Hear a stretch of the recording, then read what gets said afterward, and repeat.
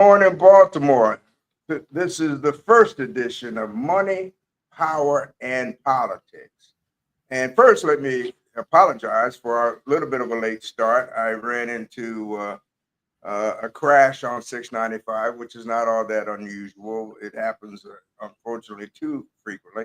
But nevertheless, we're here and we're here with this inaugural edition, as I said, of Money, Power, and Politics. And for those of you who may be tuning in for the first time, this program is a conversion from the Board Watch, which we had on the air for some weeks. And that program was essentially dedicated to matters that were appearing before the Baltimore City Board of Estimates. But in this day and time, it's absolutely impossible to have any discussion with anyone that doesn't involve politics. And once you talk about politics, you've got to talk about matters that expand and extend well beyond the borders of Baltimore. Before I go further, let me let you know that my colleague, Hassan Barnes, who's not physically present with us today in the studio, and I hope you like our new digs from those of you who saw what we had before. Hassan is at an American Bar Association conference in the nation's capital. I hope he doesn't get too close to 1600 Pennsylvania Avenue. I wouldn't want anything there to rub off on it. But nevertheless, Hassan is in Washington at a conference, but he's joining us here this morning. Good morning, Hassan. How are you? Good morning, Bob. How are you? Good morning, Baltimore. I'll say I'm at a conference last night. We gave an award to Justice Sonia Sotomayor, the Lifetime Libby Achievement Award. And I see the New York Times at some point was there because they have some of her words and some of her quotes as a story this morning. So, but I wanted to be here, so I made time to jump on. But it's great to be here. Thank you. Thank you for squeezing this program into your very, very busy schedule. And I'm sure the people in Baltimore appreciate your presence as well. All right, let's just jump right into our first topic. Hassan, you're the out of town guest this morning. What's on your mind? Well, I wanted to talk, and as I'm in DC, and after hearing some of the words from Justice Sotomayor, as we are money, power, and politics, the last one being politics, she talked about lawyers having to fight, and the court having a different, very vaguely a different point of view on some things than she may have, and it's lawyers' job to fight. That's a political statement. It's a statement about politics. Lawyers in this country aren't only the ones that go to court to defend you when you get a crime, when you get a criminal charge, but they're the ones that move society. They don't want to determine the laws and change the laws. In most countries we've seen around the world, and historically, when people come into power and they're dictators, they want to get rid of the lawyers. They want to silence the lawyers. I'm reminded of a conversation I had with my former dean of my law school, Claudio Grossman, the former dean of American University School of Law. He was from Pinochet. He talked about being a lawyer there, and he was from Chile. He talked about being a lawyer there when Pinochet was on a death march, and he was going around killing lawyers. We don't think about it that way in this country. Lawyers have been given a vaunted seat and a vaunted position where we think they're elevated and they're up here and they're safe and they're secure. The reality is the current administration has been adverse to lawyers, adverse to judges. And I think there is a need for lawyers to pay attention when judges are being arrested, when lawyers are getting notices for deportation, even though they're American citizens, and they claim it's by mistake. I'm not sure if I believe that. When the rule of law is being questioned.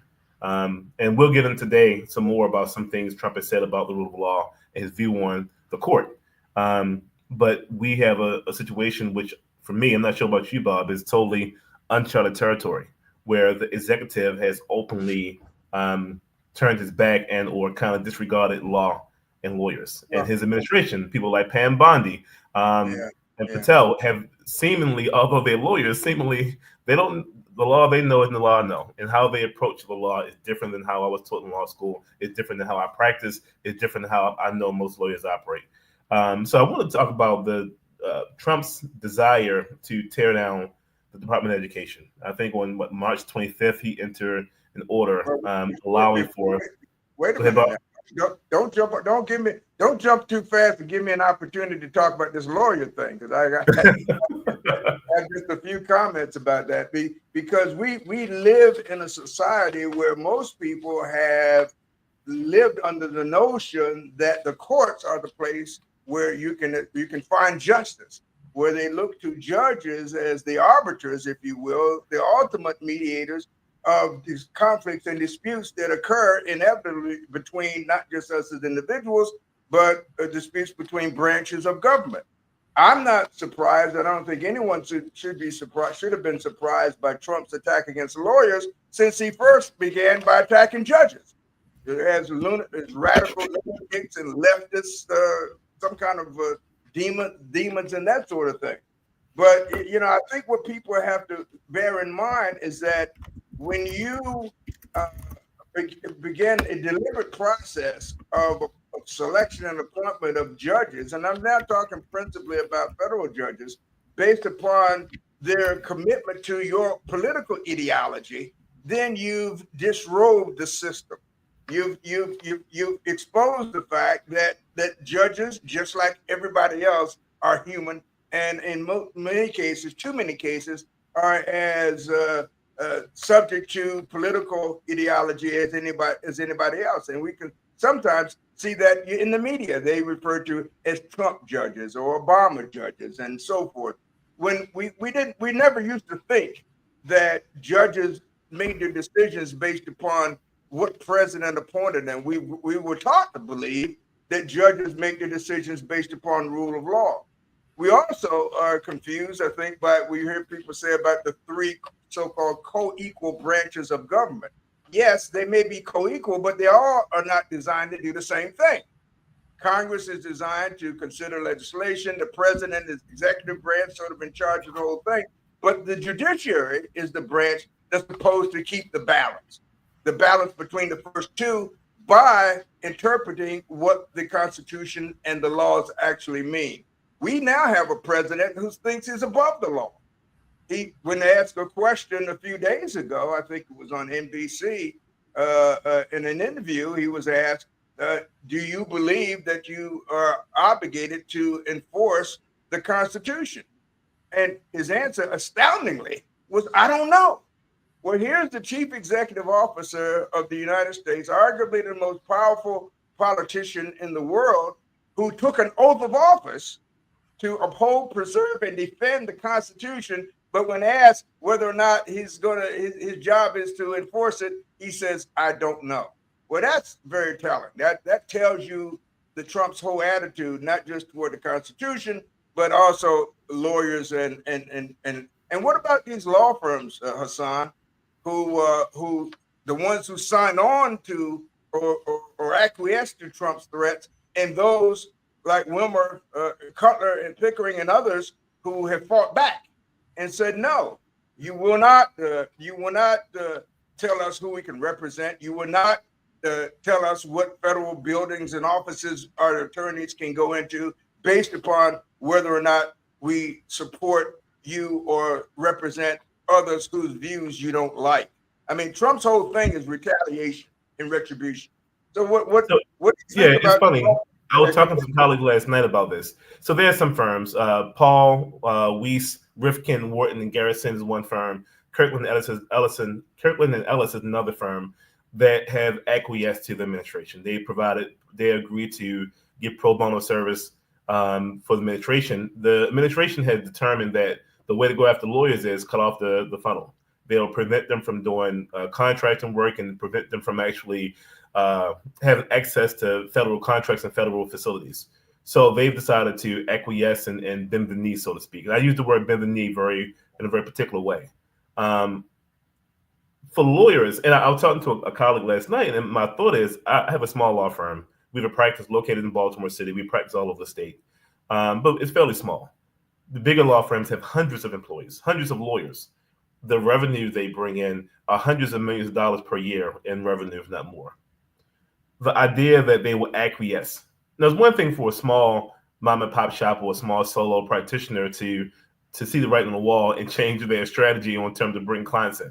A lot of those small firms, one big client will make and break them and may close the doors. For the bigger firm, with the actual breadth of resources they have, there's no reason for them to bend the knee. Now, it may be true. Trump may be able to do things where they reduce the number of firms or what firms are doing government work, and that will reduce their revenue. it wouldn't end the firm. And from my perspective, and I could be wrong, certainly a big firm lawyer can tell me, hey, Hassan, you're wrong. It would end the firm. I can't see how that push would end those firms in any major way.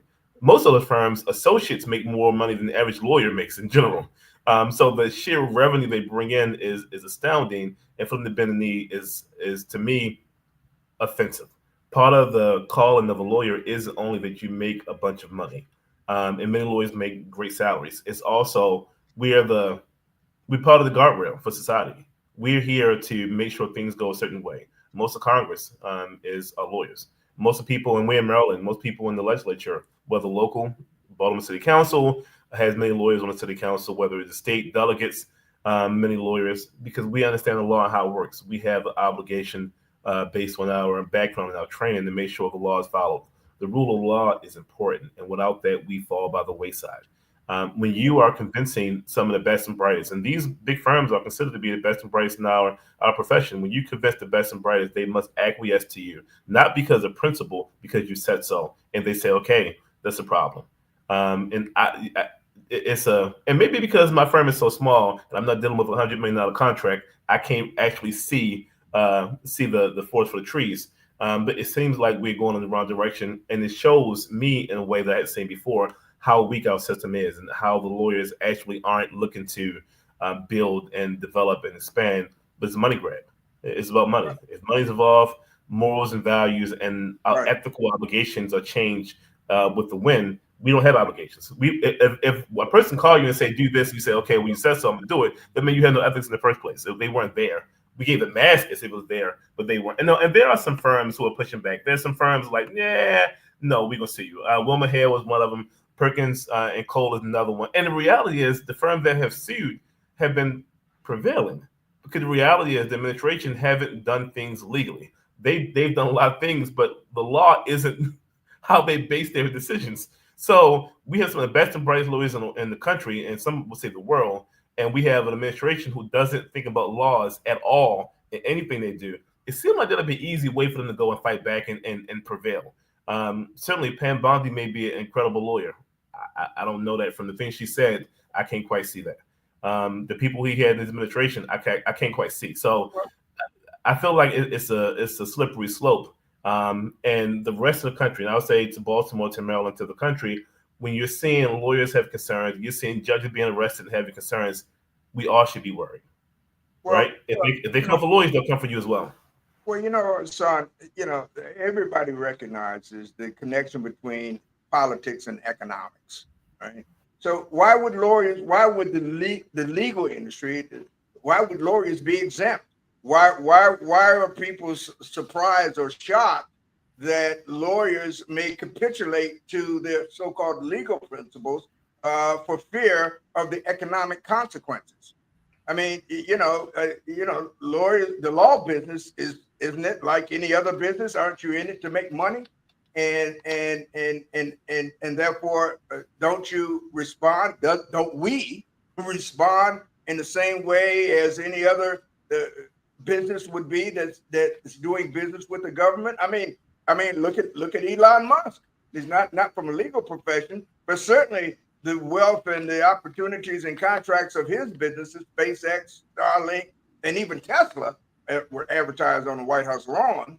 Even Tesla, I mean, he's done very well under the Trump administration as a supporter. I mean, the dollar value of his contract and so forth. So what people don't understand is that the notion of absolutes doesn't really exist. And I think I'm going to switch topics, the horses, just a little bit. I know we want to get to the Department of Education and the devastating consequences that its dismantling may have on the local public education systems.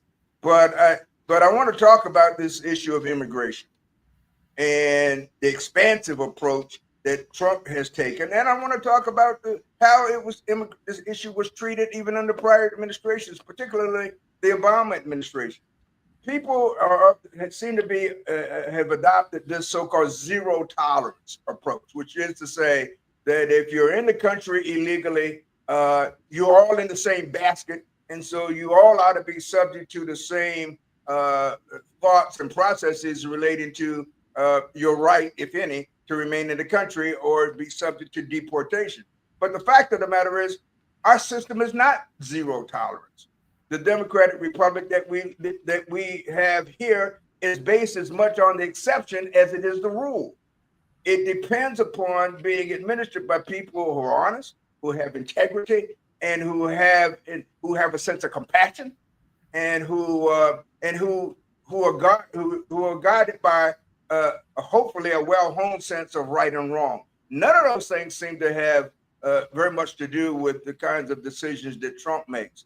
So what about this issue? What about the people who say if you're in the country illegally, whether you've been here working and paying taxes and even serving in the military makes no difference. You're as subject to deportation as the person who's a MXX13 or gang member or whatever. What do you think, Hassan, that there really should be some discretion there, and that there should be a way for those people who admittedly came here illegally and are here illegally, but nevertheless have been proven to be contributors, positive and productive contributors? Should there be a pathway to citizenship for those people? Should there be a distinction in the activities of ICE in terms of identifying and taking actions to deport people? Should there be a distinction between those who are productive, who proven to be productive aliens, versus those who have records or have engaged in activities which are antisocial or illegal? So two things. Before I jump into that, I want to go back to the point you made before you moved in and transition out.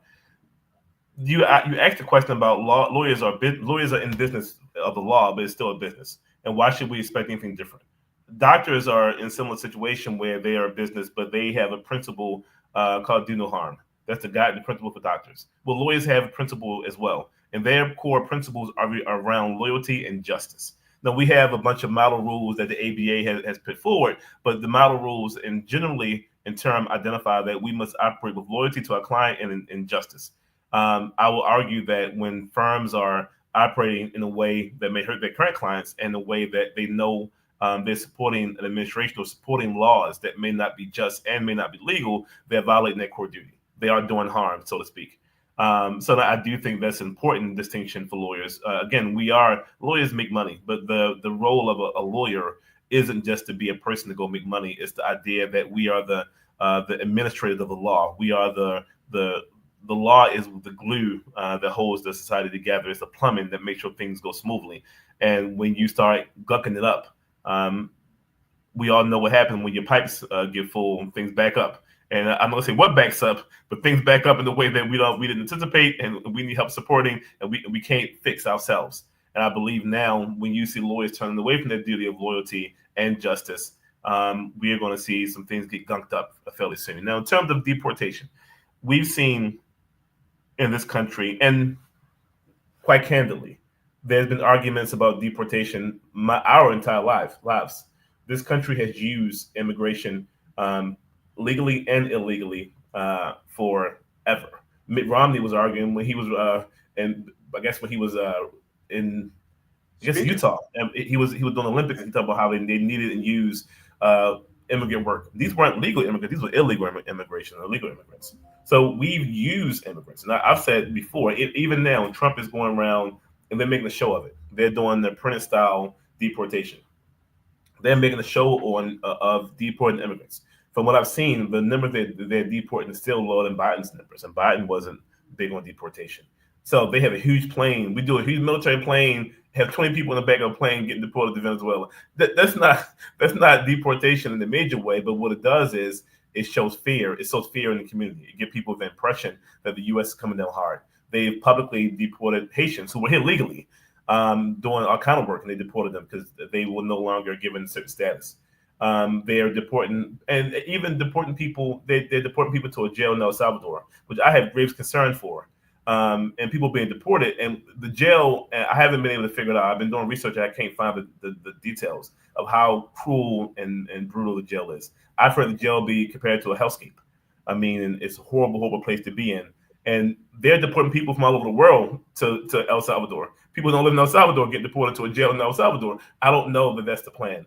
But the question ideally is there discretion? There's always discretion, and that's the problem. There's discretion in that different administrations do it differently.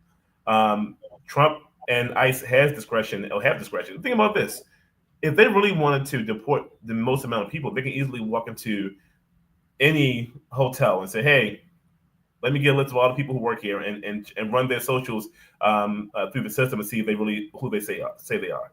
They can go to restaurants writ large. I think they did this recently, but they can go to restaurants in any major city and line up. Let me see social. Let me see IDs. They can go to construction sites and say, "Hey, all the guys you have on site, let me see." Um, those are easy ways to get it. Every community. I went to a restaurant recently. I was in Jersey.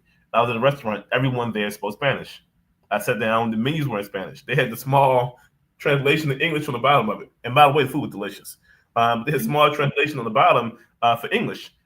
I sat down. They spoke Spanish. I'm like, oh no, no, no, no, no, no español, no español. Which means we have so many communities that are all Hispanic and all Spanish speaking uh, residents, and a good portion of those people are illegal immigrants, and we know that. We know that. They know the government knows that. The government hasn't actually come in and done mass arrests the way they could have done it. They're trying to make a point and intimidate people versus actually do the rule of law. So they're using discretion now. We don't like it. But they always, in the law, is always ground for discretion. The law can't be so immutable where it's hard and rigid because people will fall by the wayside. There are people who are here legally and who are contributing to society and maybe should stay. I know the immigration law. My thing is, and I'm very clear on this: change the law. We should have been changed the law. The immigration law, in that once a person overstays, they can adjust that status, doesn't even make sense. Hence, Elon Musk is still here, and he overstayed. From what I understand, he overstayed, and no one deported him. He's still here, and he went on to be a billionaire. So not only a billionaire, he wanted to be the richest man in the world. So they have you discretion depending on who it is. And typically, when you have immigrants from South America, whether El Salvador, Mexico, San Salvador, Venezuela, they have a different view on them than someone from South Africa or someone How, from Germany or from Britain.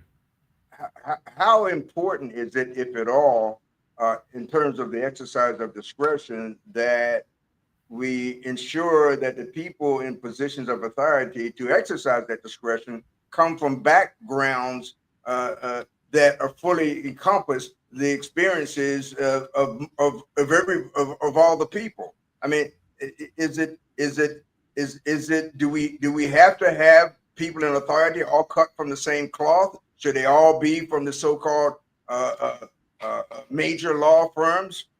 Certainly, that's not. Certainly, that there are bright people in firms, small firms such as yours or mine and others. That they don't. You don't have to have a 3 or 4,000 member law firm to have bright people. And certainly, all the lawyers in 3 and 4,000 person law firms aren't necessarily bright. Some of them are there by virtue of legacy and other causes and other reasons. So, so is it important that we have a quote diverse representation of people from various backgrounds? And if it is important, how is that affected by Trump's anti-DEI policies? So now you ask a different question. You ask a different question. Diversity. I'll be transparent for our viewers. I believe in diversity. The fact that I'm a black man doesn't indicate that the way people think it does, but I believe in diversity. I believe for a couple of different reasons, and diversity all kind of ways. I don't only mean diversity in race, and I mean even in our community. I don't mind bringing people in our community from other places to give support. So I don't like the idea that in Baltimore we have a lot of all black schools. Um, I don't like the idea that in certain areas you have all white schools when there's other people and other races around. There's a value, there's an inherent value in differences. Culturally, I think a certain kind of way. My background has trained me and honed me to think a certain kind of way. Someone from mainland China will think different than I think, by nature of where they're from. Someone from Puerto Rico will think different than I think. Someone from Wyoming will think different than I think. It doesn't mean any of us are wrong. We get the most value as a community and society when we have all those parts together to figure out almost a meritocracy of ideas. When you have more people with different ideas and different backgrounds, that's helpful. you and I are both attorneys, and we are highly educated. We have a bunch of degrees. Um, that doesn't make us more intelligent or have a better understanding of things the way people think it does. A person a janitor could be just as intelligent as we are. Um, Probably more intelligent. I know people. I meet people who identify as geniuses who can't make it through school. So the word intelligent is a misnomer. We shouldn't be looking for the most intelligent, although that's helpful, and they that may percolate at the top. There should be a clear diversity because we need it in order for things to go smoothly. We need the diversity, even gender. It shouldn't be all male or all female. I'm not even a fan of all female things, except sports. That's a whole different conversation. But in terms of how things work, we need a female's ideas. They're different than male ideas. Even a woman who was raised the same way that a man is raised, with the same culture, same background, has different experiences in the world, so her view is different. That view is important. That view is helpful for all kind of things. Although we have many people who want to have a very homogenous community, when they do homogenous community, they typically are typically one gender.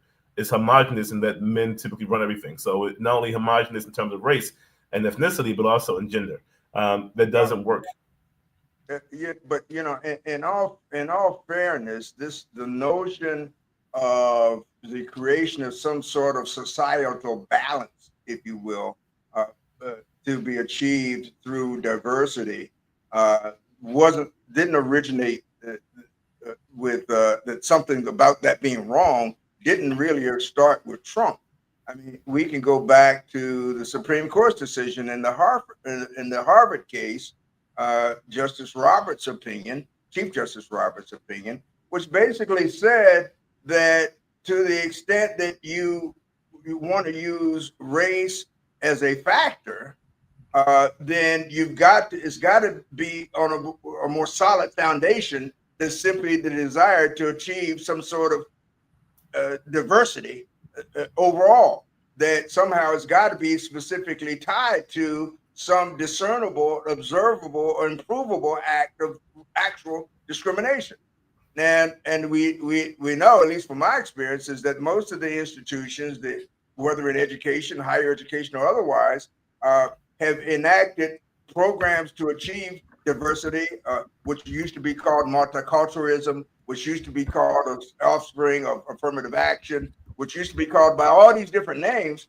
But the commonality is none of them really admitted that they discriminated against anybody. They're always on an active and current basis. It always, to at most, was addressing some effects, lingering effects, if you will, of historical discrimination, and to that end, never really identified when enough was enough, which is also one of the subtitles to our program, Money, Power, and Politics. Enough is enough. So, following up on Chief Justice Roberts' opinion, how do we know when there is enough, quote, diversity? What does diversity really mean? Our opinion is, this is not a legal principle, by the way, so let me be candid. Diversity is when there's enough Black folk in the room that we can talk to one another without feeling, any kind of self-insecurity, but not enough to make white folk afraid of our presence. That's the balance. That's when you have achieved diversity. Now, but I don't offer that as a legal principle. But the fact is, diversity is an undefined term, and the notion of when society has completely remedied even the lingering effects of past discrimination has not been identified in any cognizable way or accountable way. And that was ultimately, in my opinion, the basis that Chief Justice Roberts and a plurality, if not majority, of the Supreme Court at that time found the Harvard admissions policy to be unlawful.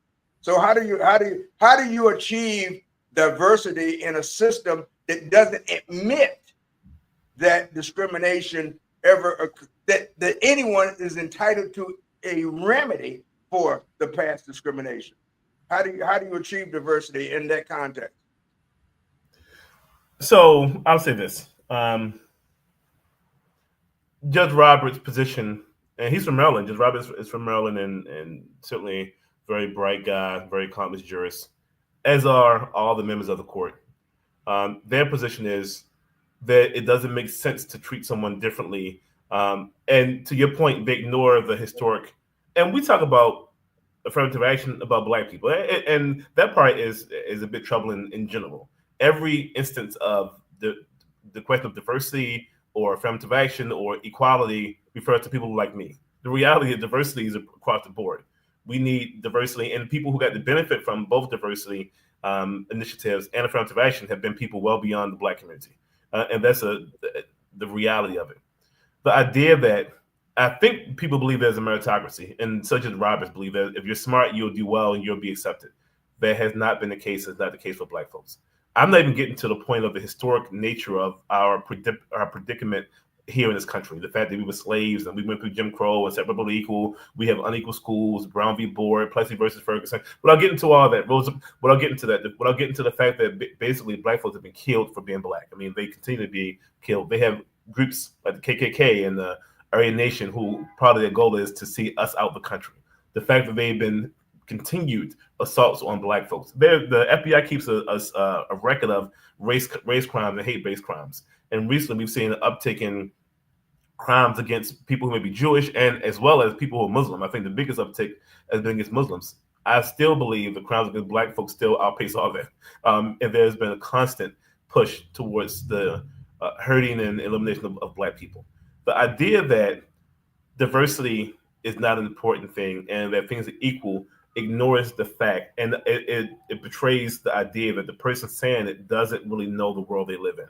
When a Black person applies for a job, it doesn't guarantee they'll get it. It's a good chance they won't get it because they're Black. We typically, from my experience, certainly Black professionals tend to be more qualified than their counterparts because you have to be more qualified to get a job than other people. And that goes across the board. So when people say we want to ignore the idea of the need for diversity, they ignore the idea that people get jobs and or are given positions not because of their skill level, but because of who they are. And typically, when you're a person who are white and non-minority, it's a leg up. Whiteness is something that people strive for a reason. There's benefits in being white. There's very few benefits in being Black. I love my race and my people, but when you look at the numbers and the metrics, people oftentimes white pass. I mean, pass for being white when they have fair skin for a reason. They pass for being white to have more resources to get into the larger world and the larger economy. They don't pass for being white because they want the white culture. We've never heard of that. They don't pass for being white because they want to be from Scandinavia. They pass for white to get a job, right? They pass for white to get their schools and get kids in better schools. They pass for white to have a situation where when they pulled over, they're not shot and killed at a traffic stop. They pass for white as a way to elevate their station in life. That is the crux of it. If being white is an elevation from being Black, there's an inherent problem. And a person who doesn't recognize that will never understand why there's even a need for any kind of race-based ideas. And keep in mind, we have these conversations about Harvard and the lawsuit. Oh, the lawsuit is that Blacks are getting in at Harvard and other people aren't getting in because there is race-based. We have other race-based programs, Legacy. They're not called race-based. Historically, the Ivy Leagues and the schools we talked about have legacy programs, which many schools are trying to walk away from now. Their legacy programs typically mean people whose parents went there. Well, historically, we weren't allowed in those schools. We can't be a legacy in those schools because we weren't allowed legally. They could say, Black man, you can't go here. So we have a history of white candidates going to those schools based on their parents going there and their legacy. And legacy admissions are much, much, much, much more than people who are admitted based on affirmative action. It's not even a question. And the ones who are admitted based on affirmative action, and the argument they make is they're not qualified, and it's a lie. I'll tell everyone here that can hear me, and you can challenge me on this, it's a lie. The criteria for a person being admitted into any, whether job or school, is basic. You don't have to have a 4.0 to get into Harvard. They say we want it. You don't have to have it. It's many people who are not Black who have less grace than that and get in all the time. It's people with lower scores, SAT scores, to get in all the time. It's people who get jobs and aren't the most qualified person for the job and get in. Qualification is a word that people use. It's a misnomer. The president of the United States is qualified based on his age and his citizenry. That's it. You don't have to have a bunch of degrees and have a bunch of perspective and have a bunch of jobs and no, you don't have to have any of that. It sounds good. So we say someone's more qualified. It sounds good. A qualification is the basic thing you need to actually do something. It's not the most. And people who aren't Black get the benefit of the doubt more often than not. The ones who are Black don't. but quite honestly, isn't there still the impression among nearly all people that institutions that are predominantly and traditionally white are better? Isn't there there continuing to be a presumption that Harvard Law School is better than Howard Law School? Isn't there a continuing presumption that that Perkins Cole law firm with 5,000 lawyers, and I've just made that up or whatever, I don't know the real number, but that Perkins law firm is better than the Hassan Barnes firm with 3 lawyers? When I say better, isn't there a presumption that the people and the lawyers that work at Perkins or Wilmer Hale or Paul Weiss or any of them or Venable, isn't there a presumption that they're smarter than the lawyers who don't work in those firms? Aren't we still very much laboring as a nation and as a world under this precept of white supremacy? Isn't that really true? Isn't that still true? I'll say this: people's opinion about law firms or even white institutions versus black. So Howard, as many people who can hear us and see this, is a vaunted institution of higher learning in the black community. Right? We have many people from Harvard who are geniuses who come out of Harvard and not out of Harvard, out of Howard and do well. They call it the Black Harvard. Actually, Howard is a great school. I would venture to say people would think Towson is a better school than Howard. People who aren't black would think Towson is a better school, or University of Maryland, College Park is a better school. Would I? No. The reality is there's some truth to that, but the truth is much more disturbing. It's not only Howard or Hampton or UMES or Morgan. Anything that's not one of the predominant schools is seen as less than. Even in other countries, like Americans don't value Indian colleges. They produce some of the best engineers that you can find on the planet. We don't favor those schools. We don't favor those people. They'll bring them in for discrete jobs as engineers, but they don't favor them. No one sending their kids to India to go to school to be a computer engineer, even though they have some great schools and produce great products. Same with China. We don't send our kids to China for their schools, even though worldwide people consider those schools, heads and shoulders better than American schools. The American populace wouldn't consider that a reasonable thing. Wealthy Americans don't send their kids to China to go to school unless they're politicians or has some reason to be in China. They don't. You would assume that you were the best education you want for your kid. You would. They don't assume that. The idea of education. Well, one second, Bob. The idea in this country, education isn't only. They don't only. Although I was raised, do your best and go to school and you'll be great. Other communities in this country have access to some of the best schools, and their idea of access isn't that it's more the kids are smarter or better. Their idea of access is the kids are different. So I want my kid around these kids because I know their parents have means, and we can also keep this in the family. So if Warren Buffett kids go there, my kids go in there as well. But I think you make my point when you refer to Harvard or Princeton or Yale as, quote, one of the best schools. It begs the issue. That makes the fact that the presumption that Harvard or Princeton or Yale or Stanford or any of those are the, quote, best schools, isn't that, and that presumption guides everything else. In other words, isn't it true that if you graduate from Harvard or Yale or Stanford or Brown, all schools that have a long history of involvement in the slave trade and the economic benefits of it, that isn't it true that your chances of obtaining the kind of employment that you want at the level of compensation that you need, isn't it better? Not guaranteed, but isn't it better even today? Be based on the presumption that those schools are better than Howard, or better than Morgan, or better than UME. Well, I think it's nuance. I think it's nuance. Schools get their recognition. Hence, we're in Baltimore. We're located in Baltimore. Johns Hopkins started off as a small school and is considered one of the best schools in the world at this point. Schools are gained in prominence based on their alumni. The reason Howard is considered so great, not because the curriculum is great. People don't know what the curriculum is if they don't go there, because the alumni have been so great. Same with Harvard. Harvard has produced more millionaires and billionaires you can shake a stick at. MIT is considered a great school because of who they produce. So hence my analogy to you was the schools in India and China produce people who are very, very, very, very good at their job, and they still haven't been seen the same kind of way as Harvard, Yale, Stanford, Princeton, Brown, even lower level schools like Georgetown or NYU, Cornell. But the idea isn't only because they are white schools. It's true. People hear that you went to Brown, and versus went to, I don't know, went to Howard. They see you as being a smart person or have you up heads or shoulders above other people. It's their perception. It may be because that school is a white school. I don't think people think in those terms. I think the result is the same. I think they think in terms of, I know Harvard produced people who are geniuses. It's very hard to get into. They're very elite. People got to be smart to go there because people haven't been there. I don't necessarily think it's always because they're white. I think it's happened to be because, again, historically, black folks couldn't go to school. So as they were building a reputation up for being great schools, we were unable to read and write. So we were at a disadvantage, and we didn't produce a lot of immigration when those schools started. It wasn't a lot of people coming from Europe, coming from Asia, Southeast Asia or Asia to come to school here. Those weren't things. So primarily, those schools were primarily white men, and then after that, white people in general. So the history of the best and brightest have been there because of racism. I do think there's difference in terms of school, but yes, the outcome is people assume the white schools are superior to the black schools. I saw a study recently that majority of, I think like 50% of all black lawyers went to HBCUs, 75% of black doctors went to HBCUs.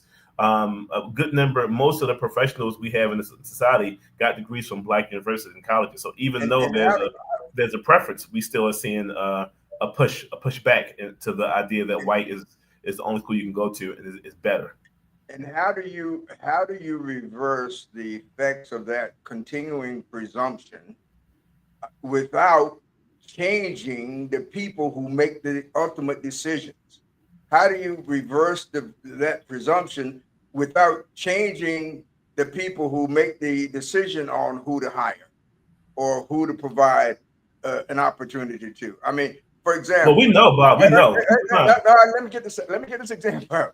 For example, we wouldn't know, more likely than not, nobody in the world would know who Elon Musk was, but for a $465 million loan made by Barack Obama when he was president. We wouldn't even know who he was, more likely than not. We wouldn't know that Tesla was on the verge of bankruptcy when that loan was made, or when that same president provided contracts to SpaceX, his firm, or to Starlink, the internet companies providing internet service now in Ukraine. So if we don't change the people who are making the decisions, how do we overcome the presumption that the decisions that they make are right because of who they are? So you're asking a circular question, and then it circles back to our initial point. It was a stat, I don't have it in front of me now. I've read it years ago, that typically the hiring manager of any company determines how many people of color work there. You're more likely to get hired by someone who's non-white if you're a black person who's applying for a job. That means the person hired is Indian, Asian, Hispanic, or black. They're more likely to hire you for a job than their white counterpart. And not based on your skill level or experience or perceived ability. Those are the numbers. For some reason, when some people see the name of Jaquil Johnson, that's an indication I'm not hiring this person. And so the answer you have is the value, and we talked about it earlier in the conversation, the value of diversity and what diversity means. It's not diversity for diversity's sake. It's diversity for all our sakes. People have different views on a person based on their own background. And that's why I said we need diversity. And that's how you guarantee that you have movement. You have a more diverse population of people, and you have more people who hire managers who aren't necessarily a white man or white woman who have different views. And not saying that everybody's white is biased and have an anti-black bias, but the numbers are what they are. And so even in our vocabulary, when you, for example, you along with a lot of other people use this phrase "people of color." What the hell does that mean? I thought white was a color too. So who are we really talking about? We're talking about non-whites. Let's call it what it is. And when Trump attacks DEI, he really isn't intending to take the jobs away from white women who have been the largest beneficiaries of the program. He really is. If you really want to know who he's attacking, it's evident by his executive order relating to the Smithsonian to remove the Harriet Tubman exhibit from the national park. And it's an attack.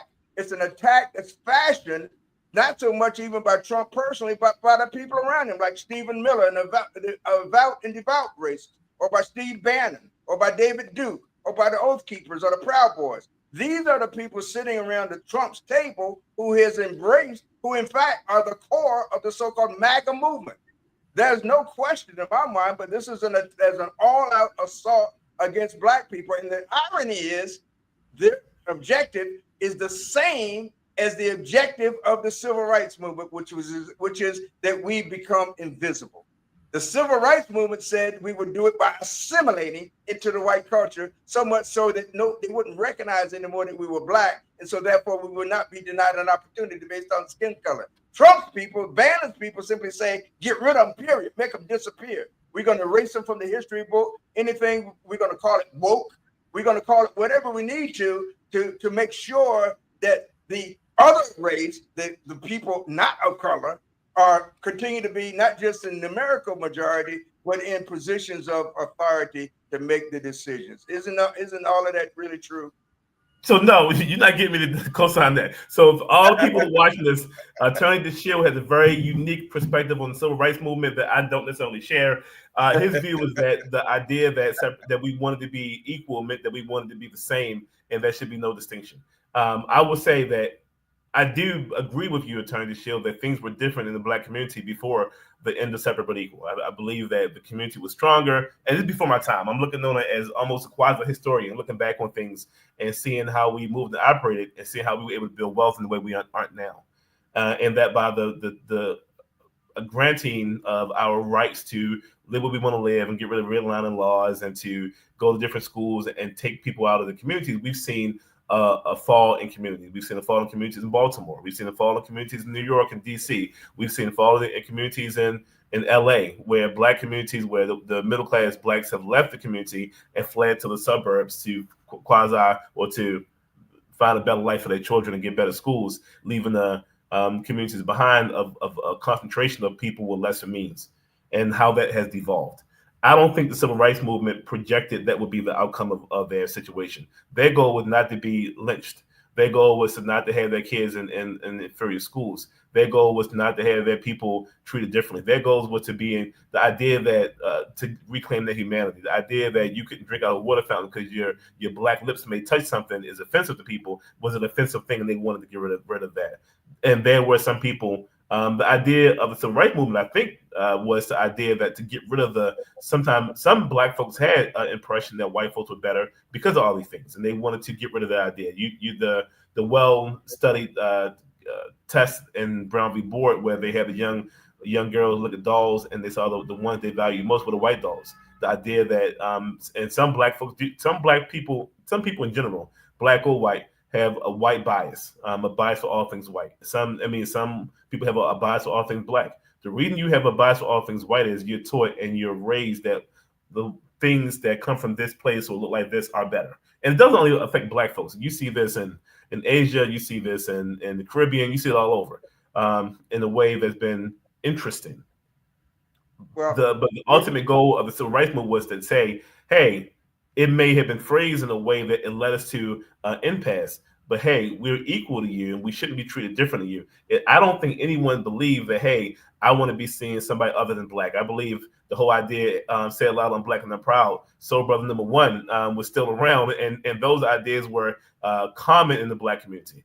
The idea that black pride and the idea of the protest with the black fist, all those things are pro-black. Those things aren't saying, hey, wash me away, I want to be invisible. Those things are saying, hey, see me for who I am. So that's a different idea. I do believe the argument for conservative is it should be no different than black and white. We all can get things in a meritocracy, but they ignore the fact that it's not a meritocracy, and the people who are saying that are not the best and brightest, and they're not the ones who will be the top, but for their association, their affiliation with the president, and or their friends. These aren't the best and brightest saying this. These aren't people we look at as intellectual juggernauts.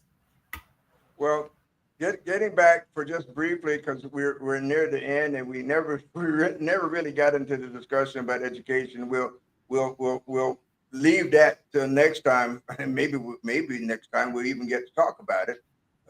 But I want to invite all of you to keep tuning in to Money, Power, and Politics. We hope to get better as time goes on. We will be from time to time inviting guests from various segments of the community, the business community, and otherwise to talk about the issues. We'll talk about Trump's executive orders, which there's no, we're never run out of the conversation about those things. We'll talk about the assault on public education by dismantling the Department of Education, which department has been critical to ensuring equal education opportunity across the country by making sure that there were funds available for poorer communities to provide programs that are available in the in the richer communities.